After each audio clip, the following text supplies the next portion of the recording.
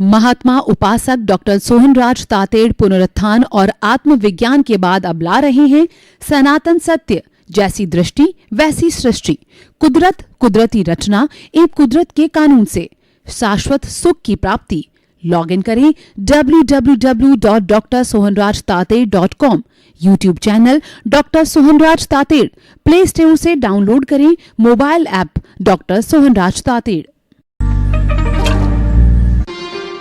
चंदेषु निर्मलयरा आयचेषु अयं पयासयरा सागरवर गंभीरा सिद्धा सिद्धिं मम दिशन्तु सिद्धा सिद्धिं मम दिशन्तु।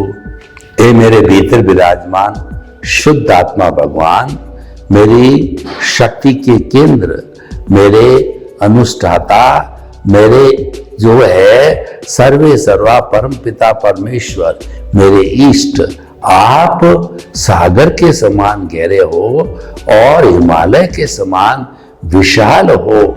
आप जो है अनंत ज्ञान, अनंत दर्शन, अनंत शक्ति का भंडार हो। आप अजर अमर अविनाशी हो। आप रिद्धि सिद्धि प्रदाता हो। आप मुक्ति प्रदाता हो। मुझे मुक्ति की ओर प्रयाण कराओ, ऐसा आशीर्वाद दो, ऐसा जो है मुझे शक्ति और जागृति दो। भाई और बहनों, मातृशक्ति को नमन। आज का हमारा अति उत्तम विषय है तीर्थंकरों का संदेश। तीर्थंकर किसे कहते हैं? तीर्थंकर को अरिहंत भी कहा जाता है। अरि का मतलब दुश्मन, हंत मने नाश करने वाला। मेरा जो देव है वो दुश्मनों का नाश करने वाला है। दुश्मन कौन? बाहर के दिखाई देने वाले दुश्मन नहीं, भीतर के दुश्मन जो नाग की तरह फुफकार रहे हैं। क्रोध, अहंकार, माया, लोभ, ये चंडाल चौकड़ी है और ये मोह का वट वृक्ष है। ये राग द्वेष है, ये अज्ञान है, ये कषाय है। इसका नाश करना, इसका नाश करने वाला मेरा देव है। वो दुश्मनों का नाश करने वाला, उसका नाम अरिहंत है। और तीर्थंकर कहते हैं कि वो साधु, साध्वी, सावक, साविका, चार तीर्थ की स्थापना करने वाला तीर्थंकर कहलाता है। वो हमारा भगवान है, वो हमारा प्रभु है। हमारा भगवान तो जो केवली होता है, जो कि केवल ज्ञान को प्राप्त कर लेता, वह भी भगवान है। इसके नीचे जावे तो किसी जीव ने 8वां गुण स्थान में क्षपक श्रेणी ले ली। वह बहुत टर्निंग पॉइंट होता है। क्षपक श्रेणी लेते ही वो निश्चित रूप से उसी जन्म में मुक्ति को प्राप्त हो जाएगा, शाश्वत सुख को प्राप्त होगा, ब्लिस को प्राप्त होगा। तो वह भी इस औदारिक शरीर के अंदर, क्योंकि मानव तन बिना कोई भी शाश्वत सुख को प्राप्त नहीं कर सकता, तो ये औदारिक मानव तन वाला, क्षपक श्रेणी लेने वाला, वह भी भगवान है। उसके आगे चले तो वह क्षपक श्रेणी वाला 8वें बाद 9वां गुण स्थान, 10वां गुण स्थान, 11 को वो छोड़ देता है। वो उपशांत मोह होता है। वो सांप के रूप में मुंह किए होता है। जो उसको टच करता है उसको काला नाग काटता है और नाला नाग काट के दूसरे से पहले गुण स्थान के अंदर वो आ जाता है, उसको वो छोड़ देता है। जो उपशांत मोह वाला 2 श्रेणियां निकलती है 8वें गुण स्थान से, क्षपक श्रेणी होती है, वो सारा क्षय करता हुआ निकलता है। उपशम श्रेणी होता है, उसको वो दबा के चलता। दबाने का अर्थ क्या? जैसे मान लीजिए किसी भी जो है वो चिंगारी के ऊपर में राख आ गई, तो वो हमको पता नहीं है कि वो चिंगारी है। उसके ऊपर हमारा पैर आता है तो हमको गर्मी लगती है, या हवा चलती है और राख उड़ती है तो वो चिंगारी एक दावा नल का काम करती है, पूरे वन को जला देती है। वो उपशांत मोह कहलाता है। उसको छोड़ देता है और सीधा 10 में से 12वें गुण स्थान के अंदर जाता है। ये 9वां, 10वां, 11वां, 12वां सब अंतर्मुहूर्त का अर्थ होता है मिनिमम एक समय आंख झपते हैं। जब कई मुहूर्त निकल जाते हैं और अधिकतम 48 जो है मिनट का वह अंतर्मुहूर्त होता है, तो उसको जो है वो 11वें को छोड़ के 12वें में आकर के वीतराग बन जाता है। यानी मोहनीय कर्म, नो ऑनरशिप, नो डूअरशिप का संपूर्ण क्षय कर देता है। तो वह मोहनीय कर्म को, मोहनीय कर्म की चारों प्रकृतियां अनंतानुबंधी, अप्रत्याख्यानी, प्रत्याख्यानी, संजलन, सबका निर्मूल नाश करके, क्षय करके वह वीतराग बन जाता है। और वह प्रभु तो 8वें में ही बन गया, यहाँ भी प्रभु है। और उसके बाद में 12वें से 13वां भी अंतर्मुहूर्त का है कि वीतराग बनते ही अंतर्मुहूर्त में केवल ज्ञान जो है पूर्ण प्रकाश को प्राप्त हो जाता है। केवल ज्ञान तो भगवान होता ही है, उसको भूत, भविष्य, वर्तमान, जड़ चेतन की हर अवस्था का ज्ञान हो जाता है।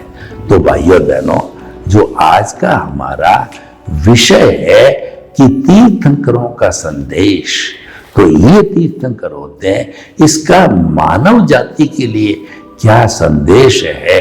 भगवान ने जो है महावीर स्वामी को लो तो उन्होंने पहला जो है संदेश दिया समूह शरण के अंदर, प्रथम उपदेश में बताया उत्पाद वे द्रव्यात्मक सतह, यानी कि कोई भी वस्तु चाहे जड़ हो चाहे चेतन हो, उसका अस्तित्व तब है जब वो उत्पाद व्यय के अधीन आती हुई वो जो है वह द्रव्य बनी रहे।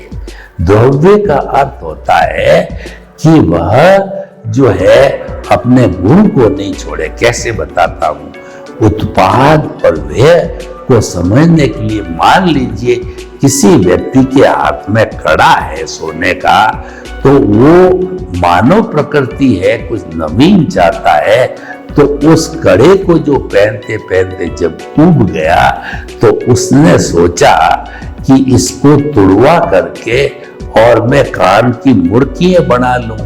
बहुत सी जगह कान की मुर्कियां बनाई जाती है, वो उसने बनवा ली। तो मुर्कियां तो उत्पाद हो गया और कड़ा है वो व्यय हो गया। लेकिन दोनों स्थितियों के अंदर चाहे मुर्की हो चाहे कड़ा हो, वो सोना ही है। तो उत्पाद व्यय के अतिरिक्त तो द्रव्य होता है, ये तो जड़ की बात होगी। और चेतन है हमारी आत्मा है, उसको कहा गया है कि उपयोग की उपमा दी है। उपयोग लक्षणों जीव, जीव का लक्षण उपयोग है। उपयोग क्या है? ज्ञान और दर्शन। तो कभी आत्मा ज्ञान में जाती है, कभी दर्शन में जाती है।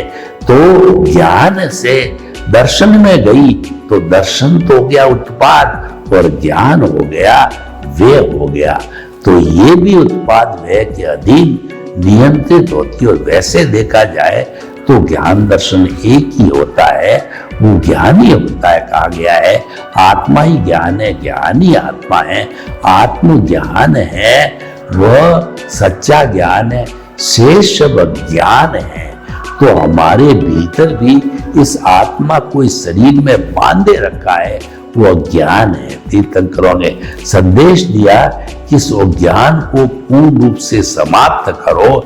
जब पूर्ण रूप से समाप्त हो जाएगा, एक भी परमाणु जो चेतना के साथ के अंदर अज्ञान का नहीं रहेगा, कार्बन शरीर कॉजल बॉडी का एक भी परमाणु नहीं रहेगा, तो वह आत्मा इससे सेपरेट होकर के जो है जड़ से वह सिद्ध बुद्ध और मुक्त बन जाएगी। देखिए, एक ही परमाणु की बात चली तो मैं आपको बताना चाहता हूं कि हमारे शरीर में जब पस होती है, उस पस को डॉक्टर पूरा निकाल करके फिर उसके बेटाडीन वगैरह से वो पट्टियां करके 2-4 पट्टी में नई चमड़ी आ जाती है। कई बार क्या होता है, कुछ गलती रह जाती है तो एक कण है पस का रह जाता है, तो वो कई कण मिला करके फिर नया पस बना देते हैं, क्योंकि एक कण मौजूद है वो अन्य कणों को पैदा कर देता है। तो ये उपशांत मोह टाइप हो गया, यानी आत्मा पर क्षय नहीं हुआ तो तब तक पूरा जो है वो आत्मा ज्ञानावर्णीय, दर्शनावर्णीय, वे मोहनीय और अंतराय का संपूर्ण क्षय होने के बाद ही वह सिद्ध, बुद्ध और मुक्त बनती है। तो भाइयों और बहनों, एक भी कण जो है जड़ का आत्मा के साथ नहीं रहना चाहिए, तभी वो सिद्ध, बुद्ध और मुक्त बनती है। तो देखिए तीर्थंकरों का संदेश क्या है। भगवान महावीर ने कहा, अपना सच में से जा मैती भूए सुकपई, यानी कि आप जो है जो अब स्वयं सत्य खोजो। स्वयं सत्य खोजने का अर्थ क्या है, प्राणी मात्र के प्रति जो है मैत्री करो। भगवान महावीर ने कहा, तुम मुझे मानो या न मानो और मुझे जानो या न जानो, लेकिन जो रास्ता मैंने अख्तियार किया है, जिस रास्ते पे मैं 12.5 वर्ष जो है वो मेरी तपस्या करके और संपूर्ण कर्मों का क्षय किया है जो मैंने, तो जो है तुम भी उस रास्ते पर चल करके और एब्सोल्यूट ट्रुथ को प्राप्त हो सकते हो, केवल ज्ञान को प्राप्त हो सकते हो, लेकिन आपको चलना उस रास्ते पे पड़ेगा, क्योंकि कहा गया है कि मरे बिना स्वर्ग नहीं मिलता है। मुझे स्वर्ग की प्राप्त करनी है तो मुझे मरना पड़ेगा पहले। तो भाइयों बहनों, हम आपको ये बताना चाहते हैं कि तीर्थंकरों ने संदेश किया कि सबके साथ मैत्री करो, यानी कि जो प्राणी मात्र है 84 लाख जीवा योनि के समस्त प्राणियों को आप उसके भीतर विराजमान शुद्ध आत्मा भगवान को निर्दोष दृष्टि से दर्शन करो, यानी सबको समान समझो। सामान्य दृष्टि से सभी आत्माएं जो जीवित प्राणी है सब समान है, सब एक सी है, कोई अंतर नहीं है। जो ये विविधता दिखाई देती है उन सब का जो कारण है कि हर एक के कर्म अलग अलग है, इस कर्मों के कारण ही विविधता होती है। तो प्राणी मात्र का जो है आप इनका जो है वो अच्छा उनके साथ में व्यवहार करोगे तो आपको जो है शाश्वत सुख की प्राप्ति होगी। तो भाइयों बहनों, तीर्थंकरों के और दूसरे नए संदेशों की हम बात करें तो भगवान महावीर ने कहा कि अहिंसा अहिंसा परमो धर्म, यानी अहिंसा सबसे बड़ा धर्म है। अहिंसा सब भूय खेमं करी, अहिंसा प्राणी मात्र का जो है वो जो हित करने वाली है, वो तो एक माँ है, किसी का अहित नहीं करती है। और जितने भी हमारे धार्मिक ग्रंथ लिखे गए हैं वो अहिंसा माँ की कोख से लिखे गए हैं। और सभी धर्मों में से जो कि आत्मा में विश्वास करते हैं, कुल धर्म है, उनको जो है उसमें से अहिंसा को निकाल दिया जाए तो वो धर्म शून्य हो जाएंगे, यानी अधर्म बन जाएगा। तो अहिंसा की तो बेसिक जो है एग्जिस्टेंस है, उसको शाश्वत सुख प्राप्त होने तक जो है उसकी एग्जिस्टेंस को हम नकार नहीं सकते हैं। इसीलिए अहिंसा परमो धर्म है। और जो जैन धर्म है उसमें अहिंसा की सूक्ष्मतम व्याख्या की गई है, उसको जो है उसकी सूक्ष्मतम व्याख्या है कि हिंसा करनी नहीं, करवानी नहीं, अनुमोदनी नहीं, मन से, वचन से, काया से, ये 9 कोटिक त्याग आते हैं। और बताया जाता है हिंसा 108 तरीके से होती है, उन कारणों को समाप्त करना वह अहिंसा कहलाती है। तो जो अहिंसा है ये हमारे मानव जीवन की सफलता के लिए, शाश्वत सुख को प्राप्त करने के लिए एक बहुत बड़ा साधन है। इसीलिए अहिंसा के साथ में जो 5 हमारे महाव्रत बने वह अहिंसा और सत्य का विस्तार है। अहिंसा, सत्य, अचौर्य, ब्रह्मचर्य और अपरिग्रह अहिंसा का सारा विस्तार है। और सत्य को भी ऊंचा स्थान दिया गया है कि truth is God, God is truth. जो सत्य को भगवान की उपमा दी गई है, जो सत्यवादी होता है वह एक ईश्वर का रूप होता है और वो सबका पूजनीय, वंदनीय और स्तुत्य होता है। सत्य को भी बहुत बड़ा स्थान दिया गया है। तो इस तरीके से हमारे जो तीर्थंकर हैं उन्होंने संदेश दिया है कि 5 महाव्रतों का पूर्ण रूप से पालन करोगे तो वह तो सन्यासी कहलाएगा, वो जो है मुनि कहलाएगा या साधु साध्वी कहलाएगा, जो कि दीक्षा ले लेगा और जीवन पर्यंत जो है वह हिंसा का त्याग करेगा, वो पूर्ण अहिंसक बन जाएगा। लेकिन हर एक की इतनी क्षमता नहीं होती है, क्योंकि कहा गया कि जे कम में सूरा से धम में सूरा। जो कर्मवीर होते हैं वही धर्मवीर होते हैं। तो कर्म के अंदर शूरता दिखाने वाले अगर वो अध्यात्म के जगत में चले जाते हैं तो 5 महाव्रत का पालन बड़े आराम से करते हैं। लेकिन हर व्यक्ति उस स्टेज को प्राप्त नहीं हो सकता। तो तीर्थंकर तो ये करुणा के सागर होते थे, वो तो हरेक का उद्धार चाहते थे, वो हरेक का सर्वोदय चाहते थे, हरेक का अंत्योदय चाहते थे। तो उन्होंने जो है सामान्य व्यक्ति के लिए, गृहस्थ के लिए उन्होंने अनुव्रत दिया। अनुव्रत का अर्थ होता है छोटे छोटे व्रत, उसके अंदर स्थूल जो बात है उसका जो है छूट दी गई है। स्थूल हिंसा नहीं करने, स्थूल असत्य बोला जा सकता है उनको, क्योंकि उनका जीवन ही ऐसा है। तो स्थूल चोरी की बात उसमें आ गई और स्थूल अहिंसा, सत्य, चौर्य, ब्रह्मचर्य की बात आ गई और स्थूल परिग्रह की बात आ गई। यानी जो स्थूल ब्रह्मचर्य का अर्थ हो गया सुधार, संतोष।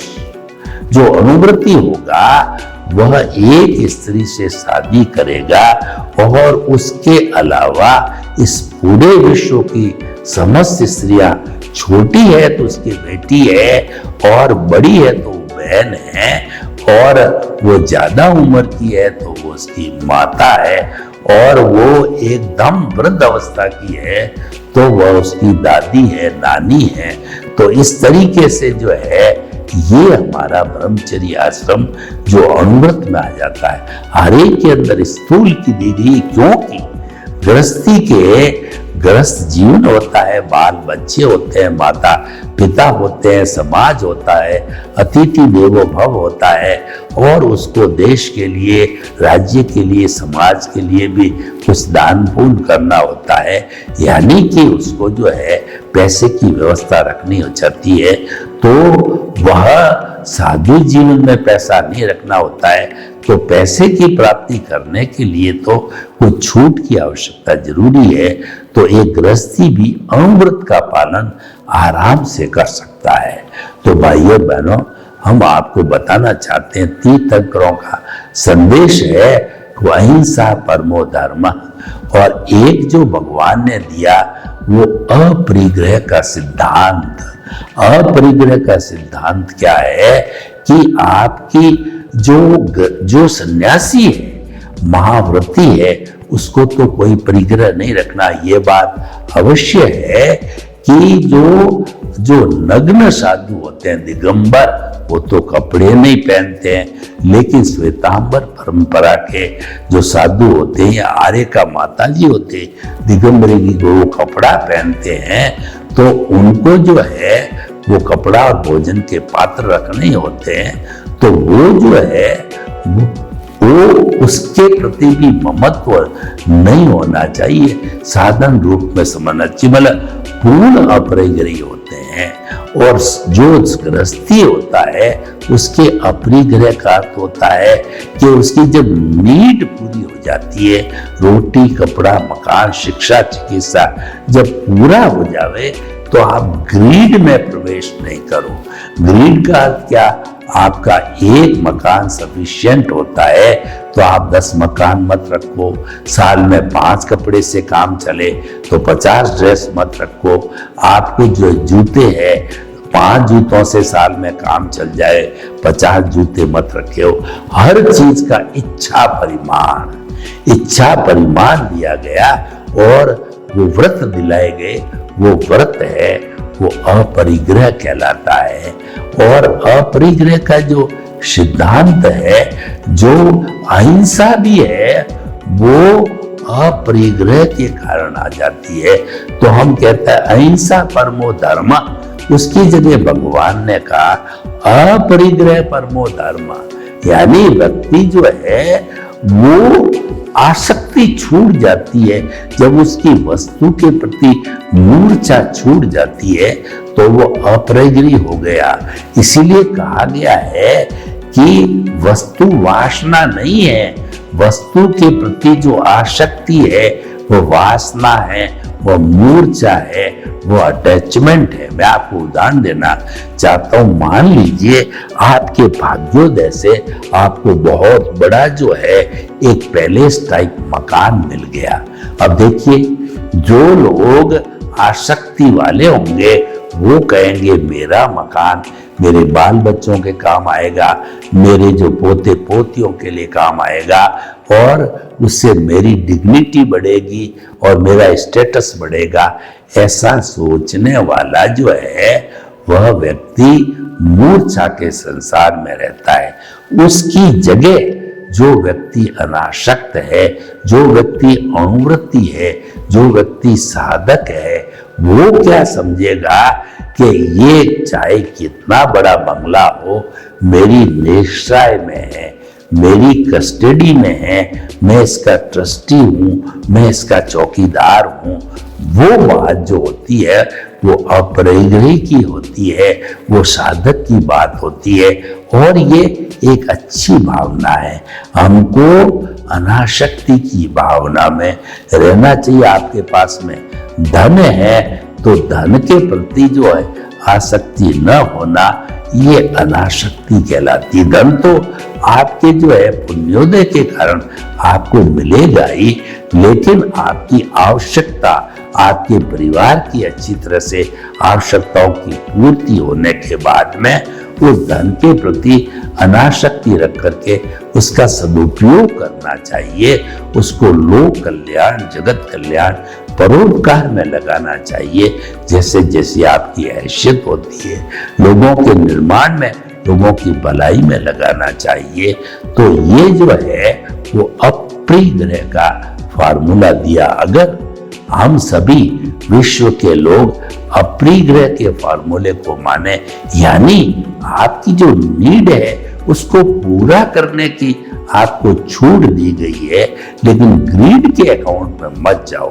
ग्रीड का अकाउंट इतना गहरा है कि प्रकृति माँ कहती है कि मैं 84 लाख जीवा योनि के असंख्य अनंत प्राणियों का भरण पोषण, मेरी जो संपत्ति है पृथ्वी जल अग्नि वायु और आकाश, इनका भरण पोषण करती हूँ। लेकिन मेरी पूरी संपत्ति अगर एक भी व्यक्ति को दे दी जाए तब भी वही धापता नहीं है। ये तृष्णा का संसार इतना बड़ा संसार है। तीर्थंकर कहते हैं कि तृष्णा को त्यागिए, अनासक्ति को त्यागिए। अनासक्ति से वैराग्य होता है। वैराग्य का अर्थ होता है कि जो व्यक्ति वस्तु के प्रति जो रस होता है वो रस ही समाप्त हो जाना चाहिए।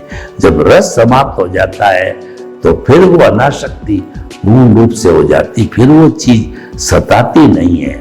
हमारे जब तक मूर्छा या रस बना रहेगा तो बार बार हमको उस पर पर्टिकुलर व्यक्ति की तरफ भागना पड़ेगा। व्यक्ति और पर्टिकुलर जो है वस्तु की तरफ, चाहे खाने की हो, चाहे देखने की हो, पंचेंद्रिय का जितना सुख है उस सुख की तरफ हमारी बार बार इंद्रियां भागती रहेगी। तो इसलिए भाइयों और बहनों, हम आपको बताना चाहते हैं कि जो इंद्रियों का जगत है उसके लिए तीर्थंकरों ने संदेश दिया कि इंद्रियां जो है आपको डुबा भी सकती है, आपको तार भी सकती है। डुबाने वाली इंद्रियां स्वच्छंद होती है, पूरे जगत के अंदर, ब्रह्मांड के अंदर वह घूमती रहती है और विषयों को लेती रहती है। तो उसके बाहर की विषयों से खींच करके प्रतिसंलीनता करो, उन इंद्रियों को अंकुश करके भीतर की ओर खींचो। जैसा कि हम जो है घोड़े की लगाम को खींचते हैं, या जो है महावत होता है वो हाथी के ऊपर अंकुश लगा के उसका कंट्रोल करता है। तो प्रतिसंलीनता बोला गया है, उनको बाहर की तरफ से खींच करके भीतर की तरफ लाओ, यानी भीतर का आकर्षण है वो इतना बड़ा कर दो कि बाहर का आकर्षण तो है वह एकदम मामूली या शून्य के बराबर लगे। भीतर के आकर्षण का अर्थ क्या हुआ कि भीतर जो प्रभु विराजमान है और वह अजर अमर अविनाशी अनंत ज्ञान, अनंत दर्शन, अनंत शक्ति, सुख का धाम है, उसका साम्राज्य है, उसका जो लक्षण है वो केवल आनंद, आनंद और केवल आनंद ही है।